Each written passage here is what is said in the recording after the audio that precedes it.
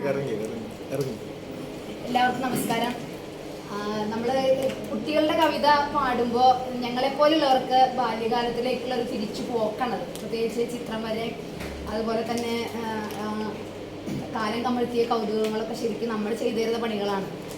അപ്പോൾ അതിൽ ഞാൻ LP വിഭാഗത്തിൽ ആദ്യം പറയാം, പിന്നെ തുടർന്ന് അങ്ങനെ സംസാരിക്കും. 3 പേരാണ് LP വിഭാഗത്തിൽ അവതരിപ്പിച്ചത്: അവന്തിക, വൈദേഹി, ശ്രീദിഷ്. അതിൽ ചിത്രം വരെ എന്ന കവിതയാണ് നമ്മൾ ഒന്നാമതായിട്ട് സെലക്ട് ചെയ്തത്.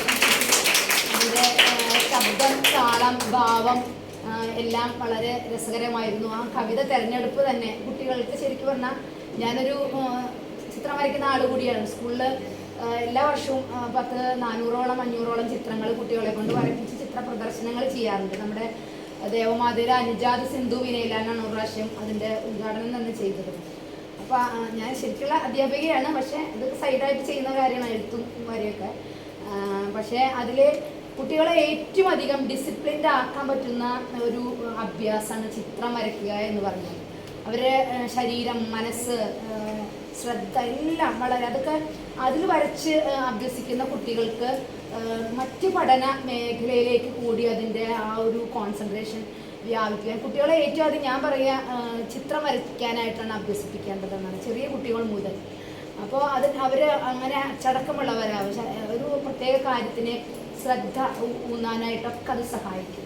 അപ്പോൾ അതിൻ്റെ ഒരു കുട്ടികൾ ചിത്രം വരയ്ക്കുമ്പോൾ നമ്മൾ കളിയാക്കാൻ പാടില്ല. അപ്പോൾ എങ്ങനെയാണ് ഒരു കുഞ്ഞു കുട്ടി ചിത്രം വരയ്ക്കുന്നത്?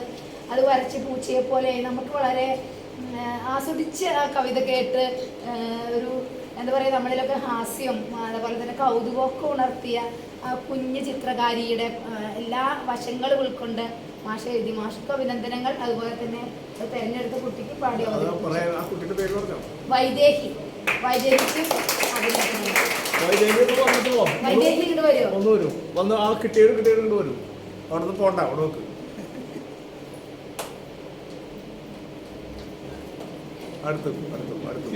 നന്നായി പാടിട്ടാ. അപ്പൊ അങ്ങനെ ഓക്കെ. പിന്നെ അതിലെ 2ാം സ്ഥാനത്ത് നമ്മൾ 3 പേരേ ഉള്ളൂ എന്നുള്ളത് കൊണ്ട് അവർക്ക് ഫസ്റ്റ്, സെക്കൻഡും തേർഡും കിട്ടുമല്ലോ. ശ്രീദിഷ് MD ആണ് കുരുത്തോലക്കിളി പാടി അവതരിപ്പിച്ചത്. ശ്രീദിഷ് നന്നായിട്ട് അവതരിപ്പിച്ചു കേട്ടാ.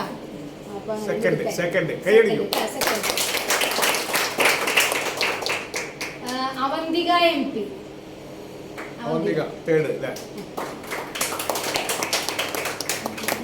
പിന്നെ വേറൊരു കാര്യമുള്ളത്, നമ്മള് 1ാം സ്ഥാനം 2ാം സ്ഥാനം 3ാം സ്ഥാനം എന്നൊന്നുമില്ല. നമ്മൾ അതിലെ ഒരു താല്പര്യം കുട്ടികളിൽ ഉണ്ടാക്കുക. പിന്നെ ഇങ്ങനെ എന്താ പറയുക, കണ്ടും കേട്ടാണ് കുട്ടികൾ വളരുക. ഇപ്പോൾ നമ്മൾ തൃശ്ശൂർ ധാരാളം ചിത്ര പ്രദർശനങ്ങൾ നടത്തുന്ന ഒരു ഇടമുണ്ട്, ലളിതകലാ അക്കാദമി. അതുപോലെ തന്നെ ഇങ്ങനെയുള്ള മത്സരവേദികളിൽ കുട്ടികൾ പങ്കെടുക്കുന്നത് വഴി ഇനി അടുത്തൊരു മത്സരം വരുമ്പോൾ ഈ കുട്ടികൾ അതിലൊന്നും കൂടി ഇമ്പ്രൂവ് ചെയ്യണം. അപ്പോൾ രക്ഷിതാക്കൾ അതിന് കാണിച്ച ഏറ്റവും നല്ല ഒരു സപ്പോർട്ടിന് അവർക്കും കൂടി നന്ദി പറയുന്നു. അപ്പോൾ താങ്ക് യു. UP വിഭാഗത്തിൽ പിന്നെ വേറൊരു കാര്യം കൂടി ഇതിന്റെ കൂട്ടത്തിൽ പറയാണ്. ഞങ്ങൾക്ക് കാവിശിക എന്ന് പറയുന്ന കവിതയുടെ വലിയ കൂട്ടായ്മയാണ്. അതായത് കേരളത്തിലുള്ള കവികൾ മാത്രമല്ല, ഔട്ട് ഓഫ് ഇന്ത്യയും ലോകം മുഴുവനുള്ള ആളുകൾ പല ഭാഗത്തു നിന്നുള്ള ഗ്രൂപ്പാണ്. അതിലെ കുട്ടികൾക്കൊരു ഗ്രൂപ്പുണ്ട്, കമ എന്ന് പറഞ്ഞിട്ട്. പിന്നെ നിങ്ങൾ ഇനി മുതൽ അതിലെ അംഗങ്ങളാണ്. പിന്നെ അതുപോലെ തന്നെ ഇതിലിപ്പോൾ ഇവിടെ വീഡിയോ റെക്കോർഡ് ചെയ്യുന്നത് കൊണ്ട് സെപ്പറേറ്റ് ആയിട്ട് ഓരോരുത്തരുടെ കവിതകളും യൂട്യൂബിൽ വരും. അപ്പൊ നിങ്ങൾക്ക് പേഴ്സണലായിട്ട് ഞാൻ അയച്ചു തരാം. ഈ കുട്ടികളൊക്കെ അതിലെ അംഗങ്ങളാണ് കേട്ടോ.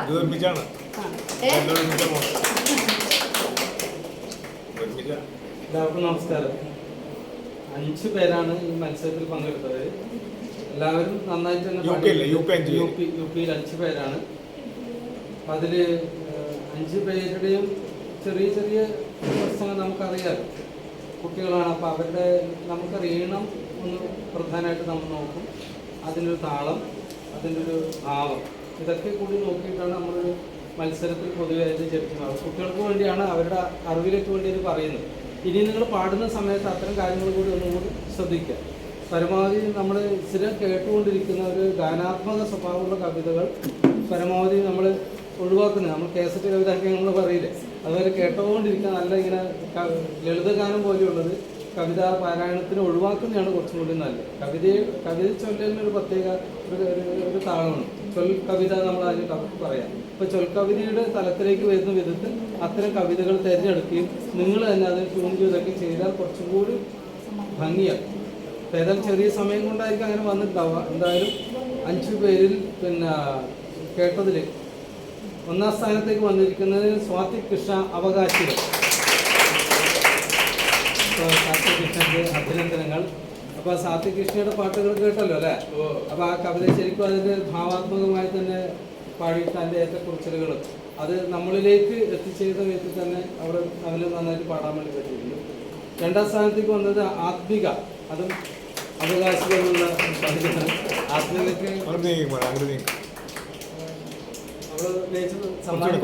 പേടിച്ചിട്ട് നിൽക്കണവരാണ് കേട്ടോ.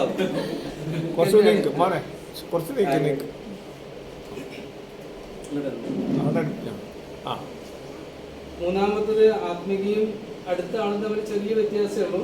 അത് കുരുത്തോലക്കിളി പാടിയ കുട്ടിയാണ് കൈലാസ്. ലക്ഷ്മിയും അത് തന്നെയാണ് പാടിയത്. പക്ഷെ ലക്ഷ്മി നോക്കി പാടി എന്നുള്ളതും നമുക്ക് പരമാവധി നോക്കാതെ പാടുന്നതാണ് കുറച്ചുകൂടി നല്ലത്. അതുകൊണ്ട് അതിന് ഒരു പ്രോത്സാഹനം കൂടി ആയിട്ടാണ് ഈ കൈലാസിനെ തിരഞ്ഞെടുത്തിട്ടുള്ളത് കൂടി നിങ്ങൾ അറിയിക്കാൻ. പരമാവധി കവിതകൾക്ക് ഹൃദിസ്ഥമാകുക എന്ന് പറയുന്നത് പുതിയ കുട്ടികൾ ശീലിക്കേണ്ട ഏറ്റവും വലിയ പാടാണെന്നാണ്. കവിത മനസ്സിലേക്ക് എടുത്ത് അതിൻ്റെ ആശയം ഉൾക്കൊണ്ടുകൊണ്ട് നമുക്ക് മനസ്സിൽ നിർത്തി പാടാൻ പറ്റുന്നതായി കവിതകൾ മാറേണ്ടതുണ്ട്. മാഷിയുടെ കവിതയൊക്കെ ശ്രദ്ധിച്ചാൽ ഞാൻ നേരത്തെ പറഞ്ഞ ഉദ്ഘാടനത്തിൽ പറഞ്ഞു നിങ്ങൾ ശ്രദ്ധിച്ചിട്ടുണ്ടാവും അല്ലേ? ഈ മാമ്പഴത്തിൻ്റെ അവകാശികൾ ആരാ ചോദിച്ചാലല്ലേ സൂക്ഷ്മജീവികളും ഓരോരാളും അതിൻ്റെ അവകാശികളായിട്ട് വരുന്നുണ്ട്. ഇപ്പോഴും എനിക്കറിയില്ല യഥാർത്ഥത്തിൽ അതിൻ്റെ അവകാശികൾ എന്ന് പറയുന്ന ഒരു വലിയ ജീവിത സത്യം ഈ കവിതയുടെ അകത്തുണ്ട്. അതാണ് ഞാൻ പറഞ്ഞത്, മുതിർന്നവരായാലും കുട്ടികളത് പാടുന്നതായാലും നമുക്ക് അതിനകത്തൊരു സത്യം നമുക്ക് കിട്ടാണ്ട് എക്കാലത്തേക്കുമുള്ളൊരു സത്യം. ചില കവിതകൾ എങ്ങനെയാണ് നമ്മുടെ മനസ്സിനെ എല്ലാ സമയത്തും നിറഞ്ഞു നിൽക്കുന്നത്. അപ്പോൾ വയലാറിൻ്റെയൊക്കെ അച്ഛനുറങ്ങി കിടക്കുന്ന നിശ്ചലം എല്ലാവരും കേട്ട പാട്ടുകളാണ് അല്ലേ? അപ്പം അതിൽ മരണം എങ്ങനെയാണ് ഒരു ചെറിയ കുട്ടിയെ സ്വാധീനിക്കുന്നത്. അതുകൊണ്ടാണത് കാലത്തെ അതിജീവിക്കുന്ന കവിതകളായിട്ട് നിൽക്കുന്നതെന്നത്. അതുകൊണ്ട് മാഷിൻ്റെ പല കവിതകളും അങ്ങനെ കാലത്തെ അതിജീവിക്കുന്ന കവിതകളായതുകൊണ്ടാണ് 50 വർഷം കഴിഞ്ഞിട്ടും കുട്ടികളത് ആലപിക്കുന്ന നിലയിലേക്ക് വന്നിരിക്കുന്നത്. മാഷിനും കുട്ടികൾക്കും അഭിനന്ദനങ്ങൾ. കഴിഞ്ഞത് ഇനി HS കൂടി ഇതിൽ 5 പേരല്ലേ പങ്കെടുത്ത പക്ഷേ? ഇനി ഹൈസ്കൂൾ വിഭാഗത്തിലെ കുട്ടികളുടെ റിസൾട്ടാണ്. അതിലെ 3 പേരും തിരഞ്ഞെടുത്ത കവിതകൾ വ്യത്യസ്തങ്ങളായിരുന്നു. അവകാശികൾ, കാലം കമിഴ്ത്തിയ കൗതുകങ്ങൾ, കുരുത്തോലക്കിളി. അതിലെ അവകാശികൾ നമ്മൾ നേരത്തെ പറഞ്ഞതുപോലെ തന്നെ കുറച്ച് പേര് പാടിയ കവിതയാണ്. നമ്മുടെ വൈക്കം മുഹമ്മദ് ബഷീർ വളരെ പ്രസിദ്ധമാക്കിയ പേരാണ് അവകാശികൾ. അതുപോലെ തന്നെയുള്ള ഒരു തീമാണ് മാഷു എടുത്തത്. അത് വളരെ വ്യത്യസ്തമായി തന്നെയാണ് ഇതിലെ അവതരിപ്പിച്ചത്. നന്നായി പാടിയിട്ടുണ്ട്. അതിൽ 2ാമത്തെ കവിത കാലം കമിഴ്ത്തിയ കൗതുകങ്ങളാണ്. നമുക്ക് കാലം കമിഴ്ത്തിയ കൗതുകങ്ങൾ നമ്മുടെയൊക്കെ കുട്ടിക്കാലാണ്. 2 കാലഘട്ടത്തിലും ജീവിക്കാൻ ഭാഗ്യം കിട്ടിയവരാണ് ഞങ്ങളെപ്പോലെയുള്ളവർ. ഞങ്ങൾ ചെറിയ ചെറിയ വസ്തുക്കൾ ഉപയോഗിച്ച് ബാല്യത്തിൽ ഇപ്പോൾ ഈ പറഞ്ഞ കവിതയിൽ പറയുന്നത് പോലെ ഇരിക്കിളിയും കണ്ണടയും ഗാന്ധിയായിട്ടും അങ്ങനെയൊക്കെ എന്താ പറയുക മുച്ചിങ്ങ വണ്ടികൾ ഒക്കെ കളിച്ച കുട്ടിക്കാലമാണ് ഞങ്ങൾക്കുള്ളത്. കണ്ണ് നിറഞ്ഞു പോയി. ഞാൻ മാഷോട് പറയുന്ന സമയത്ത് ഞങ്ങളൊക്കെ മാവിൻ ചോട്ടിൽ ഈ തെങ്ങിൻ്റെ പട്ടകൾ ഇങ്ങനെ വീണ് കിടക്കുന്നതിൻ്റെ അടിയിലാണ് ഞങ്ങളുടെ കാർ ഷെഡ് എന്ന് പറയുന്നത്. ഈ മുച്ചിങ്ങ വണ്ടികൾ കളിച്ചിരുന്ന ആ കാലം. അപ്പം അതൊക്കെ ശരിക്കും ഇങ്ങനെ ഓർത്ത് പെട്ടെന്ന് ആ കുട്ടിയായി ഞാൻ മാറി. അതുപോലെ തന്നെ കുരുത്തോലക്കിളി നല്ല കവിതയാണ് തിരഞ്ഞെടുത്തത്. ഇതിൽ 1ാം സ്ഥാനത്ത് എത്തിയത് കാലം കമിഴ്ത്തിയ കൗതുകങ്ങൾ എന്ന് പാടിയ ദിയ വിയമാണ്. ദിയ സൂപ്പറായി ഇവിടെ അവതരിപ്പിച്ചു. നമുക്കൊക്കെ വളരെ എന്താ പറയുക നല്ല ഫീലായിരുന്നു അത് പാടുമ്പോൾ. ഇടുക്കി. 2ാം സ്ഥാനത്തിന് അർഹനായത് അവകാശികൾ എന്ന കവിത അവതരിപ്പിച്ച അനന്തഗോപാലാണ്.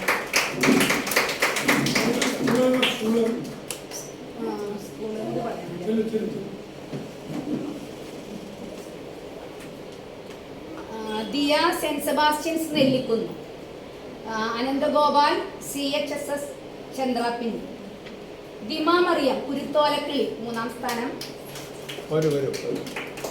Saint Joseph HS Mathilakam. അപ്പൊ 3 പേർക്കും വളരെ അഭിനന്ദനങ്ങൾ. ഇനിയും കവിതയിലുള്ള യാത്ര തുടരുക. ഓക്കെ, ഇപ്പോ